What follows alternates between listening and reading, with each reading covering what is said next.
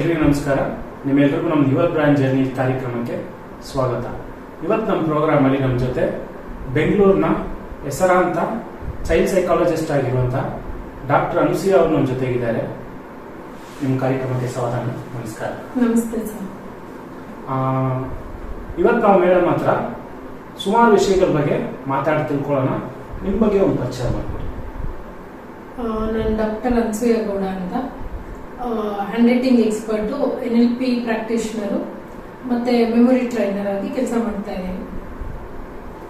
ನಿಮ್ಮ ಚೈಲ್ಡ್ಹುಡ್ ಬಗ್ಗೆ ಒಂದು ಚೂರು ಹೇಳಿ. ನನ್ನ ಚೈಲ್ಡ್ಹುಡ್ ತುಂಬ ಚೆನ್ನಾಗಿತ್ತು ಸರ್.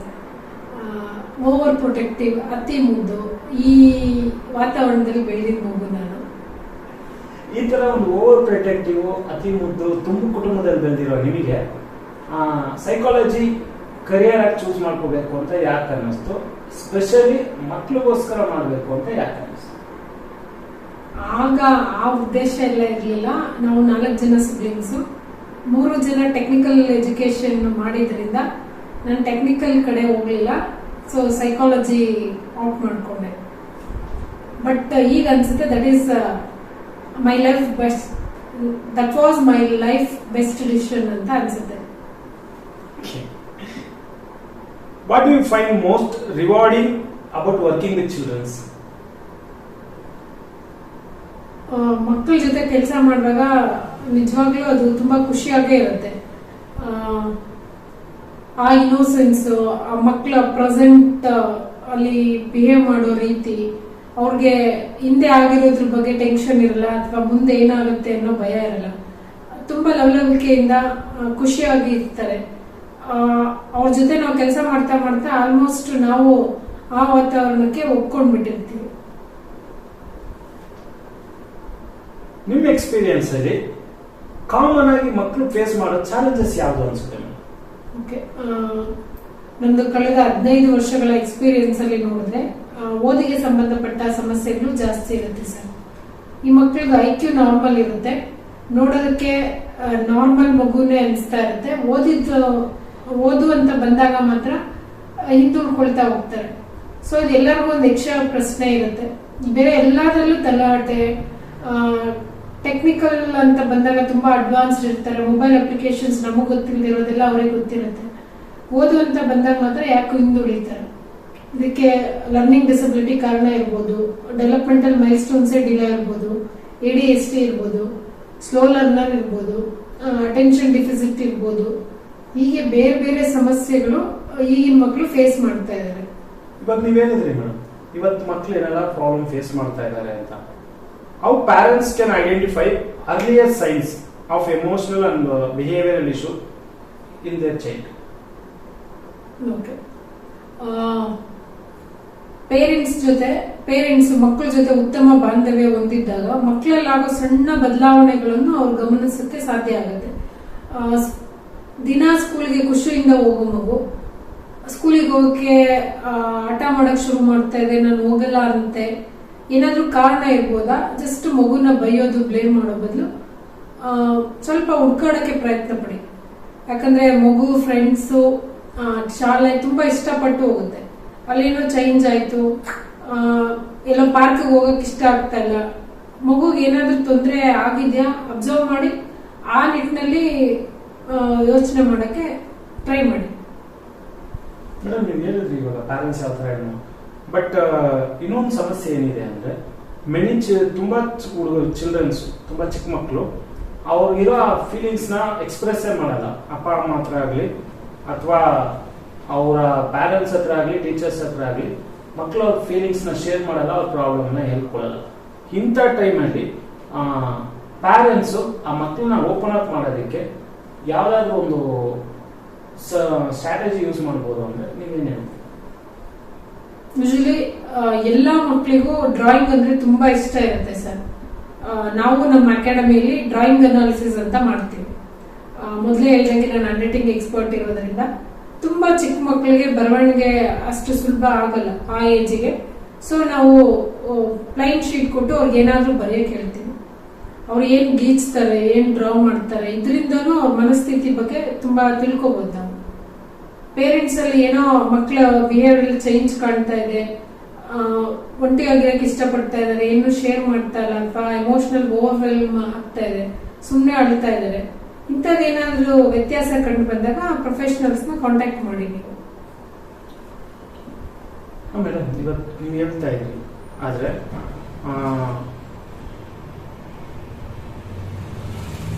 ಇವತ್ತಿನ ಬಿಸಿ ಶೆಡ್ಯೂಲು, ಬಿಸಿ ಲೈಫು, ಇಬ್ರು ಪ್ಯಾರೆಂಟ್ಸ್ ವರ್ಕಿಂಗ್ ಪ್ಯಾರೆಂಟ್ಸ್ ಇರ್ತಾರೆ ಇಬ್ರು, ಅಂಥವ್ರು ನೀವು ಅಬ್ಸರ್ವ್ ಮಾಡಿದ್ದೀರಾ ಪ್ಯಾರೆಂಟ್ಸ್, ಇವತ್ತಿನ ಪ್ಯಾರೆಂಟ್ಸ್ ಮಾಡ್ತಾ ಇರೋ ಒಂದು ದೊಡ್ಡ ಮಿಸ್ಟೇಕ್ ಏನು ಅಂತ ನಿಮ್ಗೆ ಅನ್ಸುತ್ತೆ ಮಕ್ಕಳ ವಿಷಯದಲ್ಲಿ?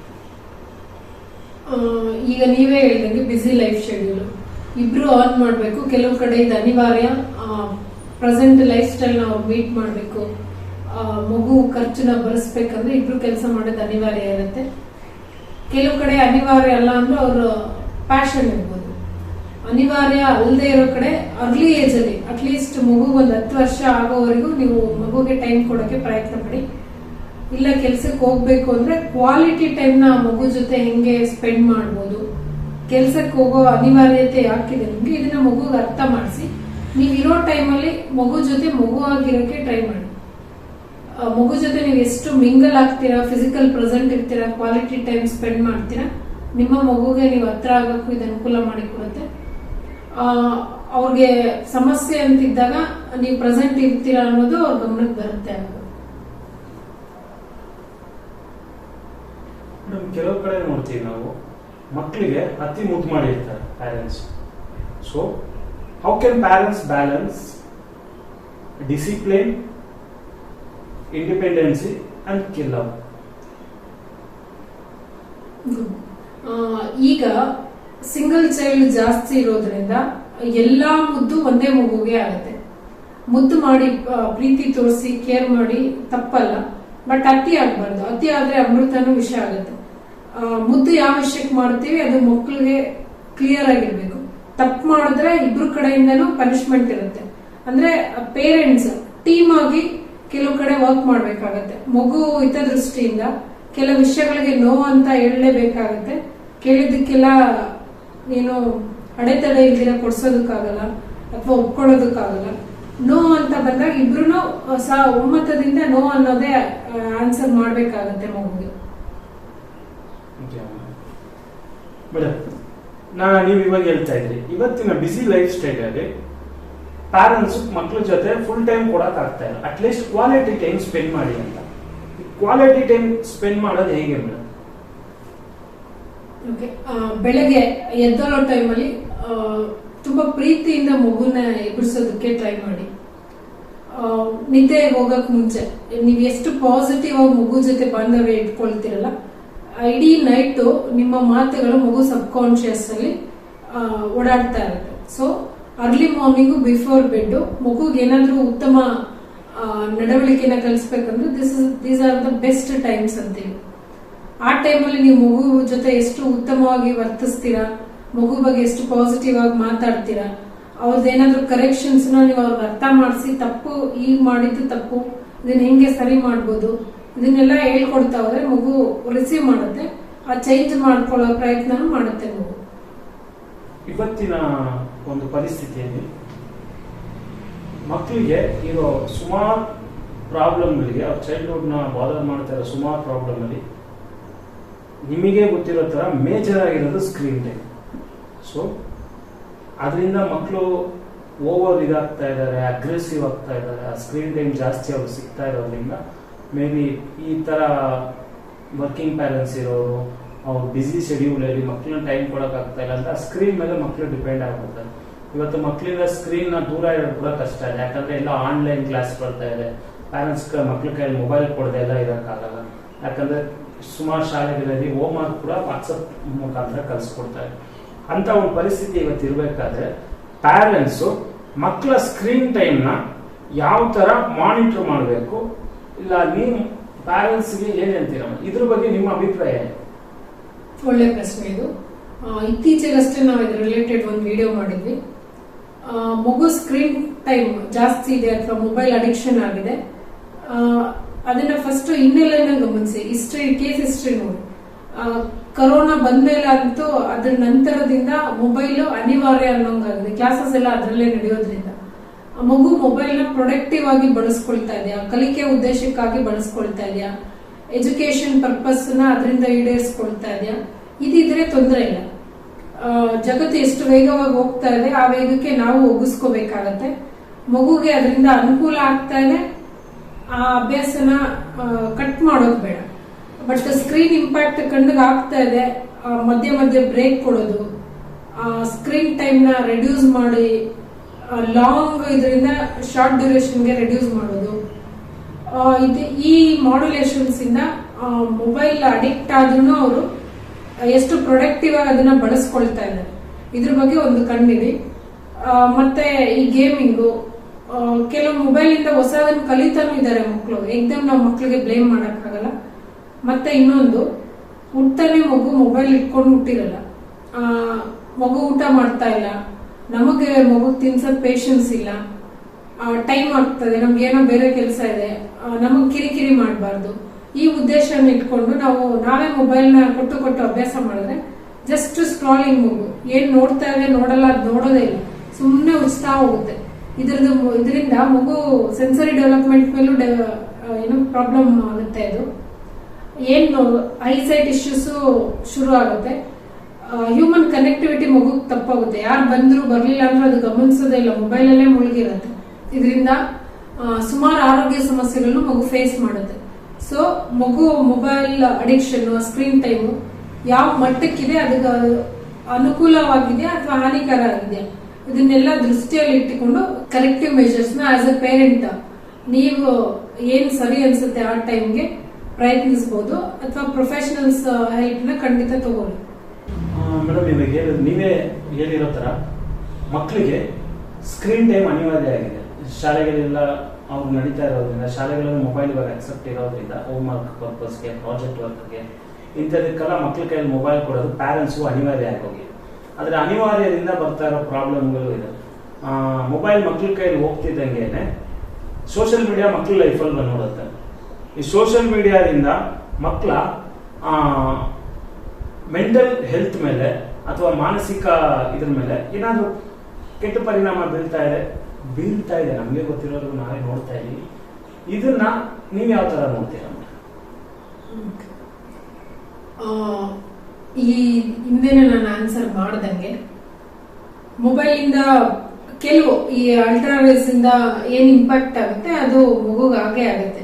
ಮೊಬೈಲ್ ನ ಜಾಸ್ತಿ ನೋಡೋದ್ರಿಂದ ಬ್ಲೂ ಲೈಟ್ ಇಂಪ್ಯಾಕ್ಟ್ ಏನಿದೆ, ಐಸೈಟ್ ಡ್ಯಾಮೇಜ್ ಮಾಡ್ತಾ ಇದೆ. ಮಕ್ಕಳು ಸೌಂಡ್ ಜಾಸ್ತಿ ಇಟ್ಕೊಂಡು ಕೇಳೋ ಅಭ್ಯಾಸ ಇದ್ರೆ ಇಯರಿಂಗ್ ಇದಕ್ಕೂ ಸಮಸ್ಯೆ ಮಾಡುತ್ತೆ ಇದು. ಇದಲ್ದಿರ ನಾವು ನೋಡೋದಾದ್ರೆ ಮಕ್ಕಳು ಏನ್ ಕಂಟೆಂಟ್ ನೋಡ್ತಾರೆ, ತುಂಬಾ ಅಗ್ರೆಸಿವ್ ಕಂಟೆಂಟೇ ನೋಡೋದು, ತುಂಬಾ ಇಮ್ಯಾಜಿನರಿ ಕಾರ್ಟೂನ್ಸೇ ನೋಡ್ತಾ ಇರೋದು, ಇದರಿಂದ ಅವರು ಪ್ರಾಕ್ಟಿಕಲ್ ರಿಯಲ್ ಲೈಫ್ ಇಂದ ದೂರ ಉಳ್ಕೊಳ್ತಾ ಹೋಗ್ತಾರೆ. ಇತ್ತೀಚೆಗೆ ನಾವು ಸಾಮಾಜಿಕ ಮಾಧ್ಯಮಗಳಲ್ಲಿ ಕೆಲವು ವಿಷಯಗಳನ್ನ ನೋಡಿದೀವಿ, ಕೇಳಿದೀವಿ. 7ರಿಂದ 10 ವರ್ಷದೊಳಗಿನ ಮಕ್ಕಳು ಎಷ್ಟು ಅಗ್ರೆಸಿವ್ ಆಗಿ ಬಿಹೇವ್ ಮಾಡ್ತಾ ಇದ್ದಾರೆ, ಚಾಕು ತಗೊಂಡು ಎಷ್ಟು ಕ್ರೂರದಿಂದ ಪೇರೆಂಟ್ಸ್ಗೆ ಚುಚ್ಚಿದ್ದಾರೆ, ಇದನ್ನೆಲ್ಲ ನಾವು ಕೇಳಿದೀವಿ. ಸೊ ಅವ್ರು ಏನ್ ನೋಡ್ತಾ ಇದ್ದಾರೆ ಅದನ್ನಾದ್ರೂ ಸ್ವಲ್ಪ ಮಾನಿಟರ್ ಮಾಡ್ಬೇಕಾಗತ್ತೆ. ಮೊಬೈಲ್ ಕೊಡೋಣ ಅದು, ಅದು ಪ್ರೋಸ್ ಕಾನ್ಸ್ ಏನು, ಎಷ್ಟು ಲಿಮಿಟ್ ಅಲ್ಲಿ ಬಳಸಬೇಕು, ಮತ್ತೆ ಫಿಸಿಕಲ್ ಆಕ್ಟಿವಿಟೀಸ್ ಏನೇ ಬಂದ್ರು ಮೊಬೈಲ್ ಎಷ್ಟೇ ಅಡ್ವಾನ್ಸ್ ಆಗಿ ರಿಪ್ಲೇಸ್ ಆಗುತ್ತೆ ಅಂದ್ರು ಫಿಸಿಕಲ್ ಆಕ್ಟಿವಿಟೀಸ್ ಇಲ್ದಿರ ಮಗು ಓವರ್ ಆಲ್ ಡೆವಲಪ್ಮೆಂಟ್ ಕಷ್ಟ ಆಗುತ್ತೆ. ಫಿಸಿಕಲ್ ಆಕ್ಟಿವಿಟೀಸ್ ಮಸ್ಟ್ ಮಕ್ಕಳಿಗೆ. ಸ್ಕ್ರೀನ್ ಟೈಮ್ ಇಲ್ಲಿಂದ ಇಲ್ಲಿಗೆ ಟೈಮ್ ಫಿಕ್ಸ್ ಮಾಡಿದ್ಮೇಲೆ ಉಳಿದಿದ್ದು ಔಟ್ಡೋರ್ ಗೇಮ್ಸ್ಗೆ ಇಂಪಾರ್ಟೆನ್ಸ್ ಕೊಡ್ಬೋದಾ, ಮಾನವೀಯ ಮೌಲ್ಯಗಳನ್ನ ಮಗುವಲ್ಲಿ ಬೆಳೆಸೋದಕ್ಕೆ ಯಾವ ರೀತಿ ನಾವು ಕ್ರಮ ತಗೋಬೇಕು, ಇದನ್ನೆಲ್ಲಾನು ದೃಷ್ಟಿಯಲ್ಲಿ ಇಟ್ಕೊಂಡು ನಾವು ಅವ್ರ ಎಜುಕೇಶನ್ ನ ಪ್ಲಾನ್ ಮಾಡಿದ್ರೆ ಅನುಕೂಲಕರವಾಗಿರುತ್ತೆ, ಮಗುಗೆ ಹೆಲ್ಪ್ ಆಗುತ್ತೆ ಮುಂದೆ ಮಗುಗದು. ಮೇಡಮ್, ನೀವೇ ಹೇಳ್ತಾ ಇರೋ ಅಗ್ರೆಸಿವ್, ತುಂಬಾ ಇವಾಗ ಮಕ್ಕಳು ಅಗ್ರೆಸಿವ್ ಆಗಿ ಬಿಹೇವ್ ಮಾಡ್ತಾರೆ, ಕೋಪ ಮಾಡ್ಕೋತಾರೆ, ಸಡನ್ ಆಗಿ ಮೂಡಿ ಆಗ್ತಾರೆ, ಇದೆಲ್ಲ ಇರುತ್ತೆ. ಆಫ್ಟರ್ ಕೋವಿಡ್ ವೇವ್, ಈ ವರ್ಕ್ ಫ್ರಮ್ ಹೋಮ್ ಅಥವಾ ಈ ಕ್ವಾರಂಟೈನ್ ಟೈಮ್ ಆದ್ಮೇಲೆ ಏನಾದ್ರು ನೀವು ಮಕ್ಕಳಲ್ಲಿ ಬಿಹೇವಿಯರ್ ಚೇಂಜಸ್ ಏನಾದ್ರು ನೋಡ್ತಾ ಇದ್ದೀರಾ?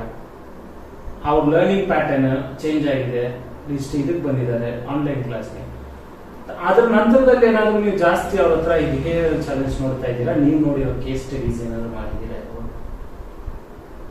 ಹಾ ಸರ್, ನಾವು ಆ ಟೈಮಲ್ಲಿ ಕೋವಿಡ್ ಆದ್ಮೇಲೆ ಇಮಿಡಿಯೇಟ್ ಲಾಕ್ಡೌನ್ ಓಪನ್ ಆಯ್ತಲ್ಲ, ಸುಮಾರು 10,000 ಸ್ಟೂಡೆಂಟ್ಸ್ ಅದು ರೈಟಿಂಗ್ ಸ್ಯಾಂಪಲ್ ಎಲ್ಲ ತಗೊಂಡು ಒಂದು ಸ್ಟಡಿ ಮಾಡಿದೆ. ಓಕೆ, ಆ ಟೈಮಲ್ಲಿ ನಾವು ಅದು ಆಗಿನ ಎಜುಕೇಶನ್ ಮಿನಿಸ್ಟರ್ ಆಗಿದ್ದ ಸುರೇಶ್ ಕುಮಾರ್ ಸರ್ಗೂ ಅದನ್ನ ತಲುಪಿಸೋ ಪ್ರಯತ್ನ ಮಾಡಿದ್ವಿ.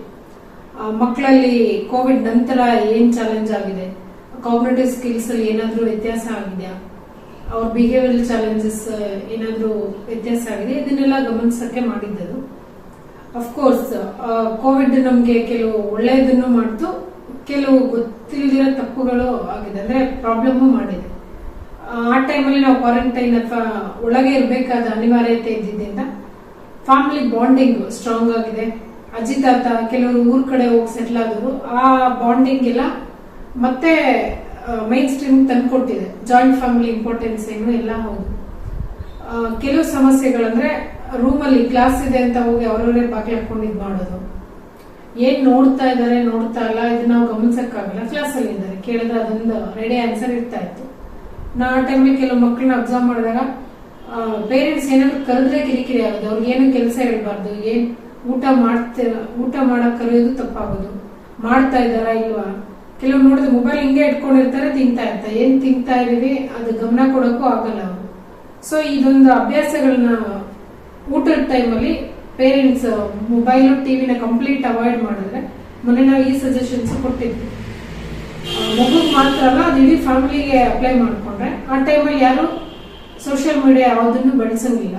ಕಂಪ್ಲೀಟ್ ಊಟದ ಮೇಲೆ ಫೋಕಸ್ ಮಾಡಬೇಕು, ಏನ್ ತಿಂತಾ ಇದಾರೆ ಗಮನಿಸಬೇಕು, ಎಷ್ಟು ತಿಂತಾ ಇದ್ವಿ, ಅವರು ಏಜ್ಗೆ ಏನ್ ಕ್ವಾಂಟಿಟಿ ಅವ್ರು ತಗೊಳ್ತಾ ಇದ್ದಾರೆ.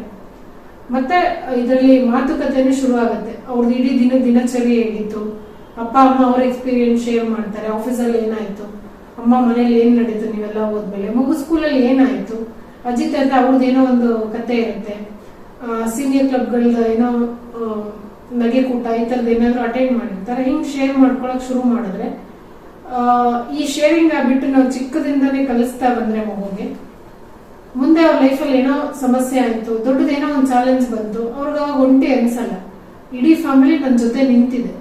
ಇಮಿಡಿಯೇಟ್ ಬಂದು ಯಾವುದೇ ಎಸಿಟೇಷನ್ ಹಿಂಜರಿಕೆ ಇಲ್ದಿರೆ ಓಪನ್ ಅಪ್ ಆಗಿ ಹೇಳ್ಕೊಳಕ್ಕೆ ಅನುಕೂಲ ಮಾಡಿ ಕೊಡುತ್ತೆ. ಅವ್ರಿಗೆ ಆಲ್ರೆಡಿ ಮೈಂಡ್ ಅಲ್ಲಿ ಫಿಕ್ಸ್ ಆಗಿರುತ್ತೆ, ಈ ಟೈಮಲ್ಲಿ ನಮ್ಮ ಮನೆಯವರೆಲ್ಲ ಒಟ್ಟಿಗೆ ಸೇರ್ತಾರೆ. ನಾನು ಒಬ್ಬೊಬ್ಬರ ಹತ್ರನೂ ಹೋಗಿ ಒಂದೊಂದ್ಸರಿ ವಿಷಯ ಹೇಳ್ಬೇಕು ಅನ್ನೋಂಗಿರಲ್ಲ, ಎಲ್ಲರ ಮುಂದೆನೂ ಮುಕ್ತವಾಗಿ ನಾನು ಡಿಸ್ಕಸ್ ಮಾಡಕ್ಕಾಗತ್ತೆ. ಆ ಸಮಸ್ಯೆಗೆ ನನಗೆ ಸೊಲ್ಯೂಷನ್ ಸಿಗ್ಬೋದು. ಮೇ ಬಿ ನನ್ನ ಇಮ್ಯಾಜಿನೇಷನ್ ಅಲ್ಲಿ ನಾನು ದೊಡ್ಡದಾಗಿ ಊಹಿಸ್ಕೊಂಡಿದ್ದು ಅವ್ರ ಮುಂದೆ ಇಟ್ಟಾಗ ಅದು ಚೆಂಡೋರ್ ಮಾಡಿದ್ರೆ ಸಮಸ್ಯೆನೇ ಅಲ್ಲ.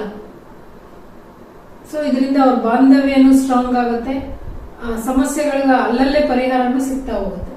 ಅಂದ್ರೆ ನೀವೇನದು ಆ ಊಟದ ಸಮಯದಲ್ಲಿ ಪ್ಯಾರೆಂಟ್ಸ್ ಕೂಡ ಮಕ್ಕಳು ಮುಂದೆ ಮೊಬೈಲ್ ಹಿಡ್ಕೋಬಾರ್ದು, ಅವ್ರು ಒಂದು ರೋಲ್ ಮಾಡಲ್ ತರ ಸೆಟ್ ಮಾಡಬೇಕು. ಅವರು ಸಹ ಮೊಬೈಲ್ಸ್ ನ ಆಫ್ ಮಾಡಿ ಸೈಡ್ ಅಲ್ಲಿ ಇಟ್ಟು ಆ ಒಂದು ಟೈಮ್ ನ ಊಟದ ಮುಂಚೆ ಮೊಬೈಲ್ ಸ್ವಿಚ್ ಆಫ್ ಮಾಡಿ ಅಥವಾ ಒಂದು ಸೈಲೆಂಟ್ ಮೋಡ್ ಹಾಕಿ ಸೈಡ್ ಅಲ್ಲಿ ಇಡಬೇಕು ಮಕ್ಕಳ ಜೊತೆ. ಅವರು ಏನ್ ಇದು ಸೆಟ್ ಮಾಡ್ತಾರೆ ಅದನ್ನ ನೋಡಿ ಮಕ್ಕಳು ಫಾಲೋ ಮಾಡ್ತಾರೆ. ಮತ್ತೆ ಇದನ್ನ ಮಾಡೋದ್ರಿಂದ ಅವ್ರಿಗೂ ಒಂದು ಟೈಮ್ ಸಿಗುತ್ತೆ ಪ್ಯಾರೆಂಟ್ಸ್ ಜೊತೆ ಡಿಸ್ಕಸ್ ಮಾಡಕ್ಕೆ, ಇವತ್ತೇನಾಯ್ತು, ನಾವು ಶಾಲೆಯಲ್ಲಿ ಏನ್ ಮಾಡಿದ್ವಿ, ಅಥವಾ ಪ್ಯಾರೆಂಟ್ಸ್ ಏನೋ ಒಂದು ಆಫೀಸಲ್ಲಿ ಏನೋ ಒಂದು ನಗೋ ಒಂದು ಇನ್ಸಿಡೆಂಟ್ ಆಯ್ತು ಅದು ಶೇರ್ ಮಾಡ್ತಾರೆ. ಒಂದು ಹ್ಯಾಪಿ ವಾತಾವರಣ ಕ್ರಿಯೇಟ್ ಆಗುತ್ತೆ ಮಲಗಕ್ಕೆ ಮುಂಚೆ. ಸೊ ಅದರಿಂದ ಆಗೋ ಮೈಂಡಲ್ಲಿ ಯಾವ ತರ ನೆಗೆಟಿವ್ ಇರೋಲ್ಲ, ನಿದ್ದೆ ಮಾಡಕ್ಕೆ ಹೋಗೋಕೆ ಮುಂಚೆ ಅದನ್ನ ಶೇರ್ ಮಾಡಬಹುದು. ಅಲ್ಲಿ ಮಕ್ಕಳಿಗೆ ತಮ್ಮ ಭಾವನೆಗಳನ್ನ ಹಂಚ್ಕೊಳ್ಳೋಕೆ ಒಂದು ಸೀಟ್ ಸಿಗುತ್ತೆ. ಸೊ ಅದರಿಂದ ಮಕ್ಕಳು ಬೇರೆ ಕಡೆ ಯಾರನ್ನೋ ಇದು ಮಾಡೋದು ಡಿಪೆಂಡ್ ಮಾಡೋಕೆ ನೆಸೆಸಿಟಿ ಬರಲ್ಲ. Exactly sir. ಇದನ್ನ ಈಗ ಕೆಲವು ಫ್ಯಾಮಿಲಿ ರೂಲ್ಸ್ ಅಂತ ಮಾಡ್ಕೊಂಡಿರ್ತಾರೆ, ಫ್ಯಾಮಿಲಿ ಟ್ರೆಡಿಷನ್ಸ್. ನಾವು ಹೇಗೆ ನಮ್ಮ ಒಂದ್ ಜನರೇಷನ್ ಇಂದ ಇನ್ನೊಂದು ಜನರೇಷನ್ ಹೇಗೆ ಪಾಸ್ ಆನ್ ಮಾಡ್ತೀವಿ, ನಮ್ಮ ಆಹಾರ ಕ್ರಮ ಇರ್ಬೋದು, ಪೂಜಾ ಪದ್ಧತಿ ಇರ್ಬೋದು, ನಾವು ಎಮೋಷನ್ಸ್ ನ ಹ್ಯಾಂಡಲ್ ಮಾಡೋ ರೀತಿ ಇರ್ಬೋದು, ದೊಡ್ಡವ್ರಿಗೆ ಹೇಗೆ ಗೌರವ ಕೊಡ್ತೀವಿ, ಇದೆಲ್ಲಾನು ಮಗು ನೋಡೇ ಕಲಿಯೋದು. ಫ್ಯಾಮಿಲಿ ರೂಲ್ಸ್ ಮಾಡಿದೀರಾ ಅಂದ್ರೆ ಅದನ್ನ ನೀವು ಫಾಲೋ ಮಾಡಿದ್ರೆ ಮಗು ಆಟೋಮೆಟಿಕ್ ಫಾಲೋ ಮಾಡುತ್ತೆ. ಇಲ್ಲ ನಾನಿರೋದೇ ರೂಲ್ ಮಾಡಕ್ಕೆ ಮಗು ಮಾತ್ರ ಫಾಲೋ ಮಾಡ್ಬೇಕಂದ್ರೆ ಅದು ಸಾಧ್ಯ ಇಲ್ಲ. ಇದನ್ನೇ ಮಿರರ್ ಲರ್ನಿಂಗ್ ಅಂತೀವಿ. ನನ್ನ ಮಗುವಲ್ಲಿ ನಾನು ಏನ್ ಬದಲಾವಣೆ ನೋಡಕ್ ಬಯಸ್ತೀನೋ ಆ ಬದಲಾವಣೆ ನನ್ನಲ್ಲೇ ನಾನು ತಂದ್ಕೊಬಿಟ್ರೆ ಈಸಿಯಾಗಿ ನಮ್ಮ ಮಗುಗೆ ಅದು ಟ್ರಾನ್ಸ್ಫರ್ ಆಗುತ್ತೆ. This is the best way of learning. Madam, ಈಗ ಇಷ್ಟೊತ್ತು ಪ್ಯಾರೆಂಟ್ಸ್ ಬಗ್ಗೆ ಹೇಳ್ತಾ ಇದ್ರಿ, ಪ್ಯಾರೆಂಟ್ಸ್ ಮಕ್ಕಳ ಬಗ್ಗೆ ಆಗ್ತಾರೆ. ಅದೇ ಅಲ್ಲಿಗೆ ಬಂದ್ರೆ ಮತ್ತೆ ಶಾಲೆ ಕೂಡ ಅಷ್ಟೇ ಇಂಪಾರ್ಟೆಂಟ್ ಆಗುತ್ತೆ. ಒಂದು ಚೈಲ್ಡ್ಹುಡ್ ಅಲ್ಲಿ ಮಕ್ಕಳ ಜೀವನದಲ್ಲಿ ಶಾಲೆ ಕೂಡ ಒಂದು ಮೇಜರ್ ರೋಲ್ ಪ್ಲೇ ಮಾಡುತ್ತೆ.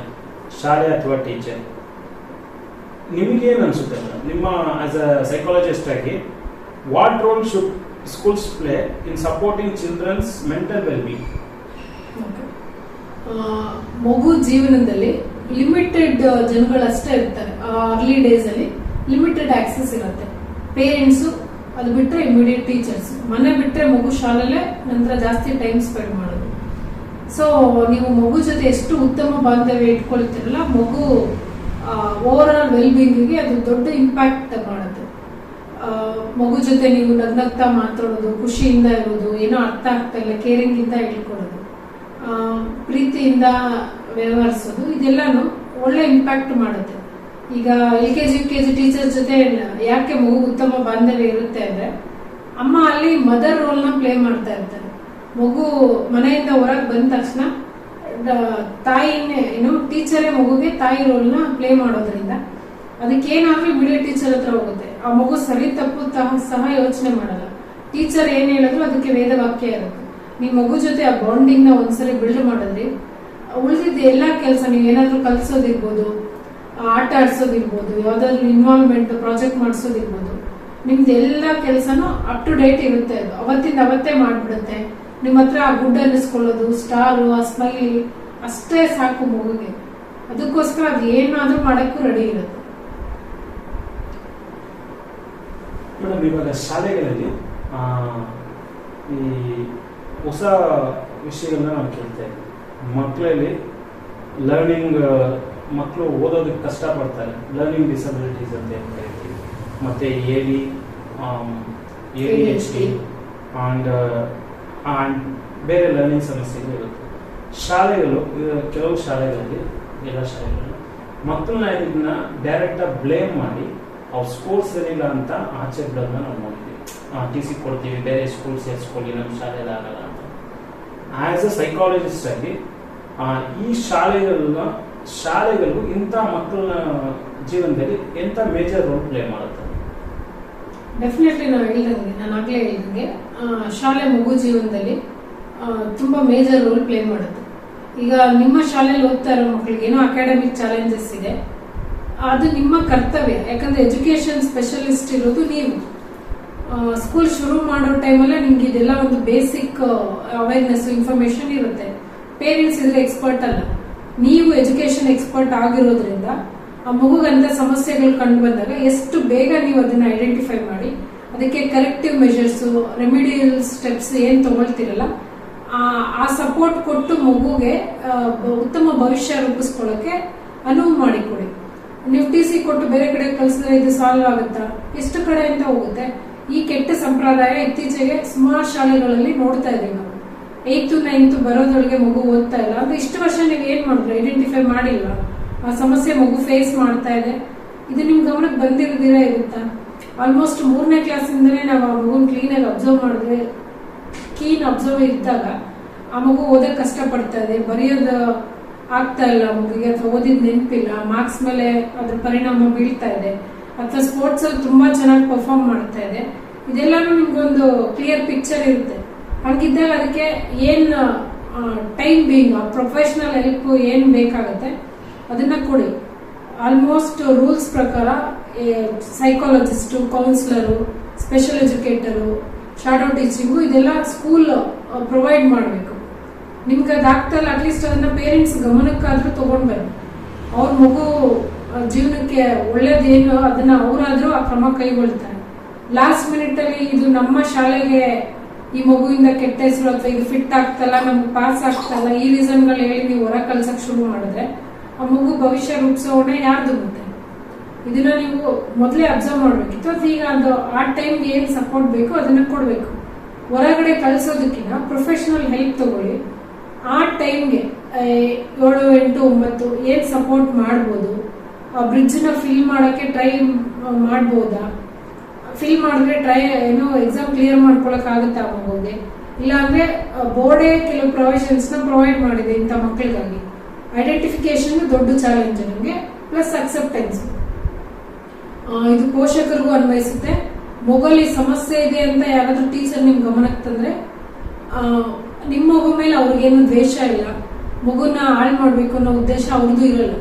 ಏನೋ ಅವ್ರು ಹೇಳ್ತಾ ಇದಾರೆ, ಎಕ್ಸ್ಪರ್ಟ್ ಇದಾರೆ, ನಾನು ಅದನ್ನ ಒಂದ್ಸರಿ ಆ ಒಪಿನಿಯನ್ ಕನ್ಸಿಡರ್ ಮಾಡ್ಬೋದಾ, ಈ ನಿಟ್ಟಿನಲ್ಲಿ ಯೋಚನೆ ಮಾಡಿ ಡಿಫೆನ್ಸಿಗೆ ಹೊಟ್ಟೋಗ್ಬಿಡ್ಬೇಡಿ. ಅಥವಾ ಶಾಲೆ ಚೇಂಜ್ ಮಾಡ್ಬಿಡ್ತೀನಿ ನಾನು, ಆ ಟೀಚರ್ ಸರಿ ಇಲ್ಲ, ಈ ಬ್ಲೇಮ್ ಇಂದ ಏನು ಉಪಯೋಗ ಆಗಲ್ಲ. ಮಗುಗೆ ಲಾಂಗ್ ರನ್ ಅಲ್ಲಿ ಇದು ಲಾಸ್ ಆಗುತ್ತೆ. ಅಂತ ಏನಾದ್ರೂ ನಿಮ್ಮ ಗಮನಕ್ಕೆ ಟೀಚರ್ಸ್ ತರ್ತಾ ಇದ್ದಾರೆ ಅಂದ್ರೆ ಸೆಕೆಂಡ್ ಒಪಿನಿಯನ್ ತಗೊಳ್ಳಿ, ಅಥವಾ ಪ್ರೊಫೆಷನಲ್ ನ ಕಾಂಟ್ಯಾಕ್ಟ್ ಮಾಡಿ, ಅಸೆಸ್ಮೆಂಟ್ ಮಾಡಿ. ಇಶ್ಯೂಸ್ ಇದೆ ಅಂದಾಗ ಅದಕ್ಕೆ ಏನು ರೆಮಿಡೀಸ್ ತಗೋಬಹುದು, ಆ ನಿಟ್ಟಿನಲ್ಲಿ ಯೋಚನೆ ಮಾಡಿ. ಎಷ್ಟು ಬೇಗ ನೀವು ಇದನ್ನ ಶುರು ಮಾಡ್ತೀರಲ್ಲ, ಮಗು ಹಿತದೃಷ್ಟಿಯಿಂದ ಅಷ್ಟು ಒಳ್ಳೇದಾಗುತ್ತೆ. ಮೇ ಬಿ ಕೆಲವು ಕೇಸಸ್ ಅಲ್ಲಿ ಮಗು ಪ್ರಾಬ್ಲಮ್ ಇಂದ ಹೊರಗೆ ಬಂದು ಒಳ್ಳೆ ಭವಿಷ್ಯ ಕಟ್ಕೊಂಡಿರೋದು ನಾವು ನೋಡಿದೀವಿ. Acceptance is main thing. Accept ಮಾಡಿ, ಆ ಮಗುಗೆ ಸಪೋರ್ಟ್ ಮಾಡಿ. ಶಾಲೆಯವರು ಸಹ ಐಡೆಂಟಿಫೈ ಆದ್ಮೇಲೆ ನಿಮ್ಮ ಕಡೆಯಿಂದ ಏನ್ ಸಪೋರ್ಟ್ ಸಿಗ್ಬೋದು, ಬೋರ್ಡ್ ಇಂದ ಏನನ್ನ ಆ ಮಗುಗೆ ಸೌಲಭ್ಯನ ಒದಗಿಸಿ ಕೊಡ್ಬೋದು, ಎಕ್ಸಾಮು ಕ್ಲಿಯರ್ ಮಾಡ್ಕೊಳ್ಳಕ್ಕೆ ಏನ್ ಮಾಡ್ಬೋದು, ಈ ನಿಟ್ಟಿನಲ್ಲಿ ಪರಿಹಾರ ದೃಷ್ಟಿಯಿಂದ ಯೋಚನೆ ಮಾಡಿ ಆ ಮಗು ಜೀವನ ಉಜ್ವಲವಾಗೋದಕ್ಕೆ ಸಹಾಯ ಮಾಡಿ.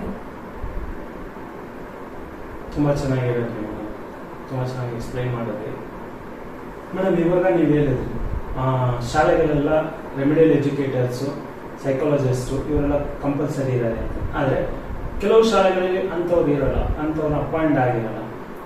ಅಂಥವ್ರಿಗೆ ಹೊರಗಿನಿಂದ ಸಪೋರ್ಟ್ ತಗೋಬಹುದು. ಅಂದರೆ ಆಸ್ ಎ ನಿಮ್ಮದೇ A3 ಅಕಾಡೆಮಿ ಅಂತ ಒಂದು ಇದು ರನ್ ಮಾಡ್ತಾ ಇದ್ದೀರಾ, ಅದರ ಅಂಡರಲ್ಲಿ ಎಜು ಕ್ಲಿನಿಕ್ ಅಂತ ಒಂದು. ಸೊ ಈ ಎಜು ಕ್ಲಿನಿಕ್ನ ಶಾಲೆಗಳು ಕಾಂಟ್ಯಾಕ್ಟ್ ಮಾಡಬೇಕು ಅಂದರೆ ನಿಮ್ಮಲ್ಲಿ ಯಾವ ಥರ ರೆಮಿಡಿಯಲ್ ಎಜುಕೇಶನ್ಸ್ನ ಪ್ರೊವೈಡ್ ಮಾಡ್ತೀರಾ? ಓಕೆ, ಫಸ್ಟ್ ನಾವು ಅಸೆಸ್ ಮಾಡ್ತೀವಿ. ನಮ್ಮ ಎಜು ಕ್ಲಿನಿಕ್ ಅಲ್ಲಿ ಮಕ್ಕಳದು ಬಿಹೇವಿಯರ್, ಅಕಾಡೆಮಿಕ್ ಚಾಲೆಂಜಸ್ ಏನಿದ್ರು ಅಡ್ರೆಸ್ ಮಾಡ್ತೀವಿ. ಅಸೆಸ್ ಮೇಲೆ ಆ ಮಗು ಯಾವ ಲೆವೆಲ್ ಅಲ್ಲಿ ಇದೆ, ಅದಕ್ಕೆ ಇಂಡಿವಿಜುವಲೈಸ್ಡ್ ಎಜುಕೇಶನ್ ಪ್ಲಾನ್ ಹೇಗಾಗಬೇಕು, ಇದೆಲ್ಲಾನು ಕಸ್ಟಮೈಸ್ಡ್ ಇರುತ್ತೆ, ಟೈಲರ್ ಮೇಡ್. ಜನರಲೈಸ್ ಮಾಡೋಕ್ಕಾಗಲ್ಲ. ಇವೆಲ್ಲ 1-on-1 ಸೆಷನ್ಸ್ ಇರುತ್ತೆ. ಸ್ಪೀಚ್ ಥೆರಪಿ ಇದೆ, ಬಿಹೇವಿಯರಲ್ ಥೆರಪೀಸ್ ಇದಾವೆ.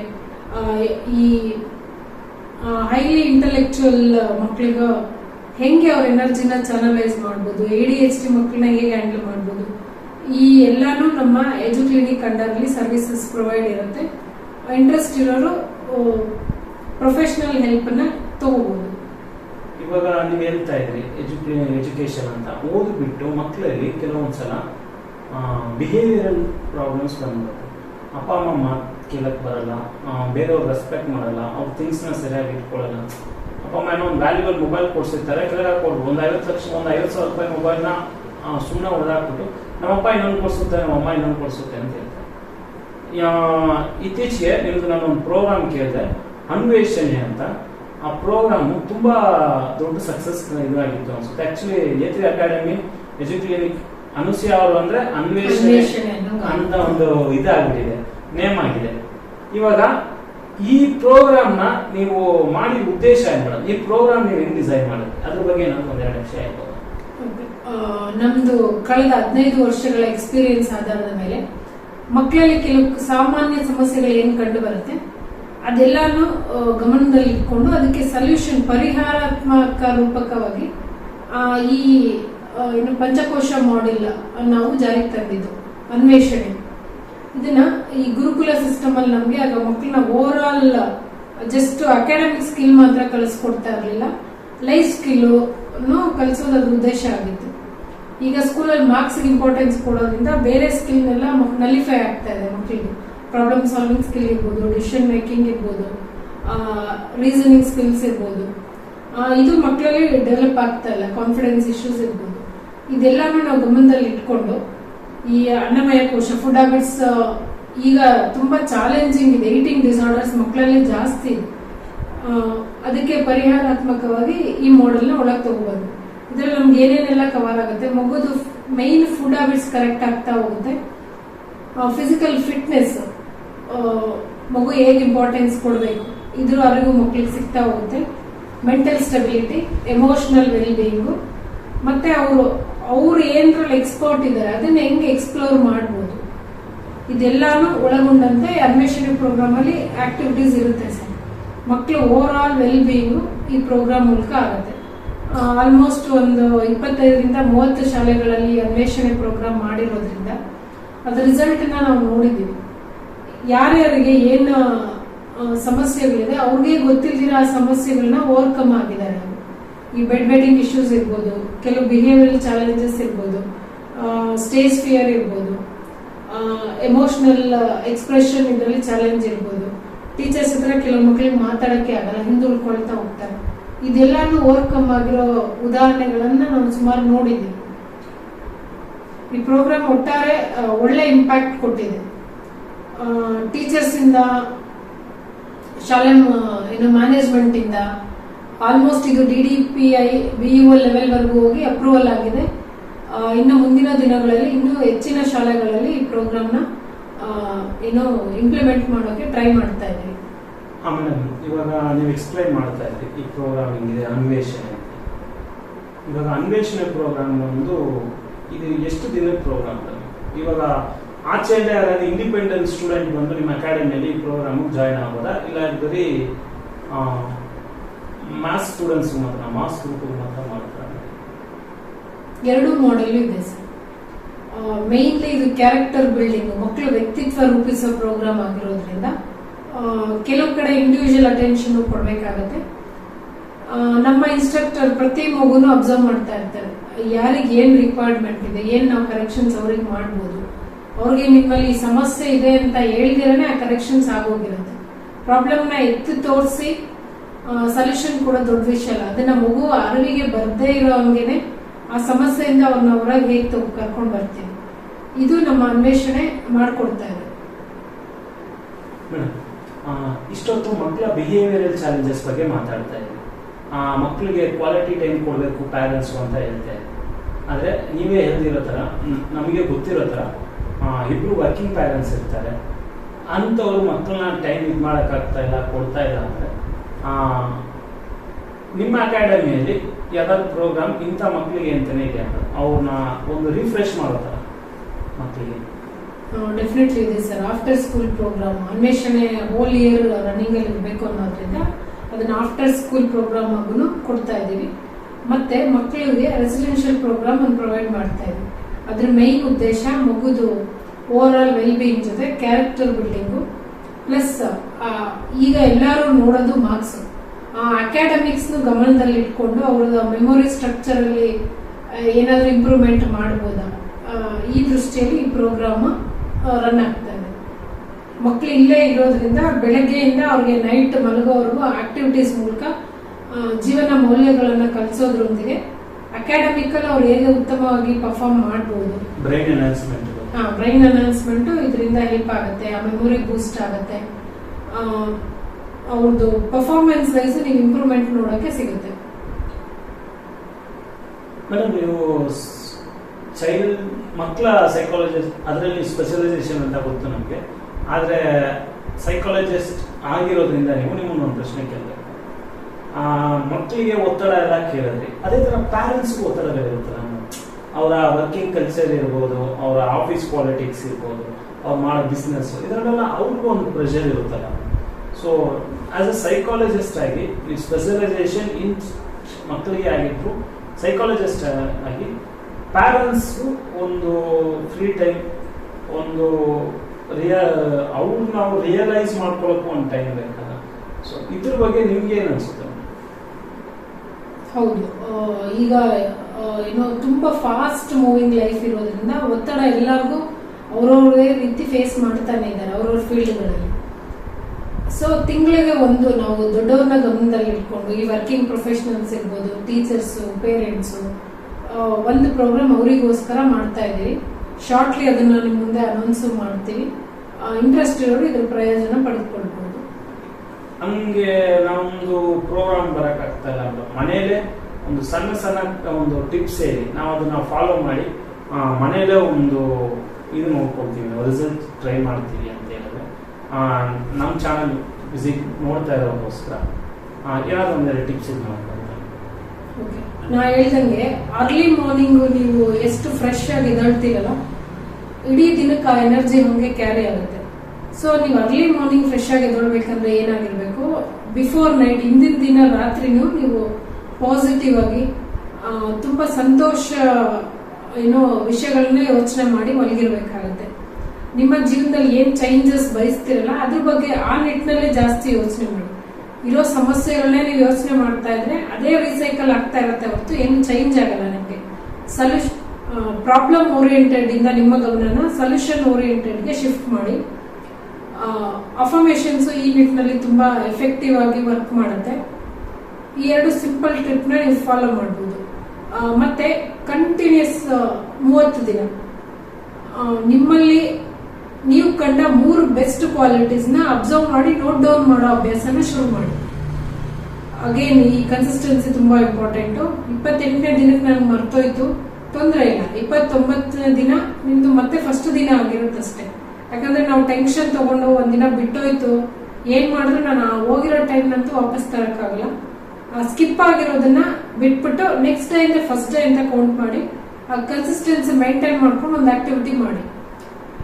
ಇಡೀ ದಿನದಲ್ಲಿ ನಿಮ್ ಬಗ್ಗೆ ನಿಮ್ಗೆ ಹೆಮ್ಮೆ ಪಡಬಹುದಾದಂತ 3 ಇನ್ಸಿಡೆಂಟ್ ನ ನೆನಪಿಸ್ಕೊಂಡು ನೋಟ್ ಡೌನ್ ಮಾಡೋದು, ಜರ್ನಲಿಂಗ್ ಅಭ್ಯಾಸ ಶುರು ಮಾಡಿ. ಇದನ್ನ ಟ್ರೈ ಮಾಡಿ ನೋಡಿ. ನಿಮಗೆ ನೀವು ಏನ್ ಕಂಡುಕೊಳ್ತೀರಾ ನೀವು ನಿಮ್ಮ ಎಕ್ಸ್ಪೀರಿಯನ್ಸ್ ನ ಆಮೇಲೆ ಶೇರ್ ಮಾಡ್ಕೋಬಹುದು. ಮೇಡಮ್, ಈ ಪ್ರಶ್ನೆ ನಿಮ್ಗೆ ಆನ್ಸರ್ ಮಾಡ್ಬೋದು ಅನ್ಸಿದ್ರೆ ನೀವು ಮಾಡ್ಬೋದು, ಇಲ್ಲ ಅಂದ್ರೆ ಇವತ್ತಿನ ನಾವು ಈ ಇಂಟರ್ವ್ಯೂ ಮುಂಚೆ ಒಂದು ಡಿಸ್ಕಷನ್ ಮಾಡ್ತಾ ಇದ್ವಿ. ಆ ಡಿಸ್ಕಷನ್ ಯಾವುದೋ ಒಂದು ನ್ಯೂಸ್ ಬಗ್ಗೆ ಡಿಸ್ಕಷನ್ ಬಂದಾಗ ನೀವು ಹೇಳ್ತಾ ಇದ್ವಿ, ಇವತ್ತು ಕಪಲ್ಸ್ ಹಸ್ಬೆಂಡ್ ಅಂಡ್ ವೈಫ್ ಇರ್ಬೋದು ತುಂಬ ಪ್ರಾಬ್ಲಮ್ಸ್ನ ಫೇಸ್ ಮಾಡ್ತಾ ಇದ್ದಾರೆ. ಆ್ಯಂಡ್ ಪೇಷನ್ಸ್ ಇಲ್ಲ, ಅದರಿಂದ ಸುಮಾರು ಕೇಸ್ಗಳು ಡಿವೋರ್ಸ್ವರೆಗೂ ಹೋಗಿರುತ್ತೆ. ಅದರ ಡಿವೋರ್ಸ್ವರೆಗೂ ಹೋಗ್ತಾರೆ. ಇವಾಗ ಅದೊಂದು ಪ್ಯಾಷನ್ ಏನಾಗಿದೆ ಅಂದರೆ ಸೆಲೆಬ್ರಿಟೀಸ್ಗಳೇ ಡಿವೋರ್ಸ್ ತಗೊಳ್ತಾರೆ, ನಾವೇ ತಗೋಬಾರ್ದು. ಈ ಡಿವೋರ್ಸ್ ಅನ್ನೋ ಈ ಪದ್ಧತಿ ಮಕ್ಕಳ ಮೇಲೆ ಯಾವ ಥರ ಪರಿಣಾಮ ಬರುತ್ತೆ, ಇದರಿಂದ ಈ ಡಿವೋರ್ಸ್ ಅನ್ನೋ ಈ ವಿಷಯನ ಇದುವರೆಗೂ ತಗೊಂಡು ಹೋಗೋಕೆ ಮುಂಚೆ ಆ ಏಜ್ವರೆಗೂ ಬೇರೆ ಏನಾದರೂ ಮಾರ್ಗಗಳಿದೆಯಾ ಅದನ್ನು ತಪ್ಪಿಸೋದಕ್ಕೆ? There is any way to possible to avoid? Yes, ಇತ್ತೀಚೆಗಂತೂ ಈ ಸಿಂಗಲ್ ಪೇರೆಂಟಿಂಗ್ ಸಮಸ್ಯೆಗಳು ಜಾಸ್ತಿನೇ ಆಗ್ತಾ ಇದೆ. ಮಗುಗೆ ಇಬ್ಬರ ಪ್ರೀತಿನೂ ತುಂಬಾ ಇಂಪಾರ್ಟೆಂಟ್ ಆಗುತ್ತೆ. ನೀವು ನಿಮ್ಮಲ್ಲಿ ಏನೋ ಇಶ್ಯೂಸ್ಗೆ ಬೇರ್ಪಡಬೇಕು ಅಂತ ಯೋಚನೆ ಮಾಡಿದ್ರು, ಕಪಲ್ ಥೆರಪಿ ಒಂದು ಆಪ್ಷನ್ ಆಗಿ ಇಟ್ಕೊಳ್ಳಿ. ಪಾಸಿಬಲ್ ಇದ್ರೆ ಪ್ರೊಫೆಷನಲ್ ಹೆಲ್ಪ್ ತಗೊಳ್ಳಿ. ನಮ್ದು 1 ಡೇ ಪ್ರೋಗ್ರಾಮ್ ಹೇಳಿದ್ವಲ್ಲ, ಆ ಮೂಲಕನೂ ಅದನ್ನು ನೀವುಗಳು ಅಟೆಂಡ್ ಮಾಡ್ಬೋದು. ನಿಮ್ಮ ರಿಲೇಶನ್ಶಿಪ್ ಅನ್ನು ಯಾವಾಗ್ಲೂ ಹಚ್ಚ ಹಸಿರಾಗಿ ಇಟ್ಕೊಳ್ಳೋಕೆ ಏನ್ ಬೇಕು ಅದ್ರಲ್ಲಿ ಏನಾದ್ರೂ ಒಂದು ಹೊಸತನ ತರೋ ಪ್ರಯತ್ನ ಮಾಡ್ತಾನೆ ಇದೆ. ಕೆಲವರು ಮೈಂಡ್ ಸೆಟ್ ಮದ್ವೆ ಆಯ್ತು ನನ್ನ ಜೀವನ ಸೆಟಲ್ ಆಯ್ತು ಮುಗ್ದೋಯ್ತು ಈ ಮಟ್ಟಕ್ಕೆ ಇರುತ್ತೆ. ಹಂಗಿಲ್ಲ, ಪ್ರತಿ ದಿನಕ್ಕೂ ನೀವು 2 ಕಡೆ 50-50 ಪಾರ್ಟ್ನರ್ಶಿಪ್ ಅಲ್ಲ, ಅದು 100% ಪಾರ್ಟ್ನರ್ಶಿಪ್. ನೀವು ನಿಮ್ಮ 100% ಕೊಡ್ಬೇಕು, ನಿಮ್ಮ ಪಾರ್ಟ್ನರ್ ಅವರು 100% ಕೊಡ್ಬೇಕು. ಕೆಲವು ಸರಿ ಈ ಪರ್ಸೆಂಟೇಜ್ ವೇರಿ ಆಗ್ಬೋದು. ಅವಳು ಅದೇನೋ ಡಿಸ್ಟರ್ಬ್ ಆಗಿದೆ, ಏನೋ ಚಾಲೆಂಜ್ ಇದೆ, ಏನೋ ಎಮೋಷನಲಿ ಬ್ರೇಕ್ ಡೌನ್ ಆಗಿದ್ದಾರೆ, 20% ಕೊಡಕ್ಕಾಗುತ್ತೆ ಅವರು. ಹಂಗಂತ ನಾನು 20% ಕೊಡ್ತೀನಿ ಅದಾಗಲ್ಲ, ಉಳಿದ್ರೆ 80% ನಿಮ್ ಕಡೆಯಿಂದನೇ ಹೋಗ್ಬೇಕಾಗುತ್ತೆ. ಈ ಬ್ಯಾಲೆನ್ಸ್ ನ ತರೋಕೆ ಆದಷ್ಟು ಪ್ರಯತ್ನ ಪಡಿ. ಇದ್ರಿಂದ ರಿಲೇಶನ್ಶಿಪ್ ಅಲ್ಲಿ ನಿಮ್ಮ ಬೆಸ್ಟ್ ನ ಕೊಡಕ್ಕೆ ಟ್ರೈ ಮಾಡಿ. ಉಳಿದವ್ರಿಗೆಲ್ಲ ಬೆಸ್ಟ್ ಅನ್ಸ್ಬಿಟ್ಟು ಉಳಿದಿರೋ ಚೂರು ಪಾರು ಅಥವಾ ವರ್ಸ್ಟ್ ನ ಇಲ್ಲಿ ಕೊಡೋದಲ್ಲ. ಮೇಡಮ್, ಇವಾಗ ಈ ತರ ಸ್ಟ್ರಗಲ್ ಮಾಡ್ತಾ ಇರೋ ಕಪಲ್ಸ್ ನಾವು ಮಾತಾಡ್ತಾ ಇದ್ದೀವಿ, ಈ ತರ ಸ್ಟ್ರಗಲ್ ಮಾಡ್ತಾ ಇರೋ ಕಪಲ್ಸ್ಗೆ ಒಂದು ಸಣ್ಣ ಪ್ರೋಗ್ರಾಮು ಅಥವಾ ಒಂದು ಸಣ್ಣ ಸೆಷನ್ ಇಂಥದ್ದೇನಾದ್ರೂ ಅಕಾಡೆಮಿಯಲ್ಲಿ ಇದೆಯಾ ನಿಮ್ಮ ಇದೆ ಸರ್. ನಾವು ವರ್ಕಿಂಗ್ ಪ್ರೊಫೆಷನಲ್ಗೆ ಅಂತ ಹೇಳಿದ್ನಲ್ಲ, ಅದೇ ಪ್ರೋಗ್ರಾಮ್ ಅಲ್ಲಿ ಕಪಲ್ ಥೆರಪಿ ರಿಲೇಟೆಡ್ ಸೆಷನ್ಸ್ ಇರುತ್ತೆ. ಕಪಲ್ಸ್ಗೆ ಅವ್ರ ರಿಲೇಶನ್ಶಿಪ್ ಸುಧಾರಿಸ್ಕೊಳ್ಳೋಕೆ, ಅವ್ರನ್ನ ಒಬ್ಬರನ್ನೊಬ್ರು ಬೆಸ್ಟ್ ಅರ್ಥ ಮಾಡ್ಕೊಳ್ಳೋದಕ್ಕೆ, ಒಬ್ಬರ ಬೆಸ್ಟ್ ಸೆಲ್ಫ್ ಇನ್ನೊಬ್ಬರಿಗೆ ಸಿಗೋ ತರ ಮಾಡೋದಕ್ಕೆ, awareness, self awareness, self reflection, ಅದ್ರ ಮೂಲಕ ಮತ್ತೆ ನಮ್ದು ಕೆಲವು NLP ಟೂಲ್ಸ್ ನ ಬಳಸ್ಕೊಂಡು ಆ ಪ್ರೋಗ್ರಾಮ್ ನ ಅವತ್ತು ಕಂಡಕ್ಟ್ ಮಾಡ್ತೀವಿ. ಪ್ರತಿ ಹುಣ್ಣಿಮೆಗಿರುತ್ತೆ ಇದು. ಒಂದು ಪಾಸಿಟಿವ್ ನೋಟ, ಬೆಳದಿಂಗಲ್ ಊಟ, ಅವ್ರ ಎಮೋಷನಲ್ ಶೇರಿಂಗ್, ಅವ್ರ ಎಕ್ಸ್ಪೀರಿಯನ್ಸ್, ಅವ್ರು ಏನ್ ರಿಫ್ಲೆಕ್ಟ್ ಮಾಡಿದ್ರು, ಅವ್ರ ಫಿಯರ್ಸ್ ಏನಿದೆ, ಇದೆಲ್ಲಾನು ಅವರು ಮುಕ್ತವಾಗಿ ಹಂಚ್ಕೊಳ್ಳೋಕೆ ಸಾಧ್ಯ ಆಗುತ್ತೆ. ಮತ್ತೆ ಈ ಸೆಷನ್ ಪ್ಯೂರ್ಲಿ ಕಾನ್ಫಿಡೆನ್ಷಿಯಲ್ ಬೇಸ್ ಮೇಲೆ ಇರುತ್ತೆ. ಇದು ಪ್ರತಿ ತಿಂಗಳು ಇರುತ್ತೆ ಮೇಡಮ್? ಹೌದು, ಪ್ರತಿ ತಿಂಗಳು ಇರುತ್ತೆ. ಓಕೆ. ಇಷ್ಟೊತ್ತು ನಮ್ಮ ಯುವರ್ ಬ್ರಾಂಚ್ ಜರ್ನಿ ಜೊತೆ ನಿಮ್ಮ ವ್ಯಾಲ್ಯೂಬಲ್ ಟೈಮ್ ಕೊಟ್ಟು ಎಲ್ಲ ವಿಷಯಕ್ಕೂ ತುಂಬ ಚೆನ್ನಾಗಿ ಆನ್ಸರ್ ಮಾಡಿದ್ರಿ. ನಿಮ್ಮ ಅಕಾಡೆಮಿಯಲ್ಲಿ ಇರುವಂಥ ಒಂದಷ್ಟು ಪ್ರೋಗ್ರಾಮ್ಗಳನ್ನು ಶೇರ್ ಮಾಡಿದ್ವಿ ನಮ್ಮ ಜೊತೆಗೆ. ಮೇ ಬಿ ನಮ್ಮ ವೀಕ್ಷಕರಲ್ಲಿ ಯಾರಿಗೆಲ್ಲ ಅದರಿಂದ ಪ್ರಯೋಜನ ಆಗುತ್ತೋ ಅವ್ರು ಖಂಡಿತ ಪ್ರಯೋಜನ ಪಡ್ಕೋಬೇಕು ಅಂತ ಇದು ಮಾಡ್ಬೋದು. ಪ್ರೋಗ್ರಾಮ್ಗೆ ಅವ್ರು ಕಾಂಟ್ಯಾಕ್ಟ್ ಮಾಡಬೇಕು ಅಂದರೆ ಅವ್ರ ಕಾಂಟ್ಯಾಕ್ಟ್ ಡೀಟೇಲ್ಸ್ ನಿಮ್ಗೆ ಯಾವ ಥರ ಅವ್ರು ಕಾಂಟ್ಯಾಕ್ಟ್ ಮಾಡ್ಬೋದು? ನಮ್ಮ ಅಕಾಡೆಮಿ ವೆಬ್ಸೈಟ್ ಇದೆ ಸರ್, ವೆಬ್ಸೈಟ್ ಮೂಲಕ ನಾವು ಕಾಂಟ್ಯಾಕ್ಟ್ ಮಾಡ್ಬೋದು. ಇಲ್ಲ ನಮ್ಮ ಡೈರೆಕ್ಟ್ ನಂಬರ್ ವಾಟ್ಸಪ್ ಮೆಸೇಜ್ ಅಥವಾ ನಂಬರ್ ಮೂಲಕ ಕಾಂಟ್ಯಾಕ್ಟ್ ಮಾಡ್ಬೋದು. Okay, thank you. ಧನ್ಯವಾದ ಸರ್.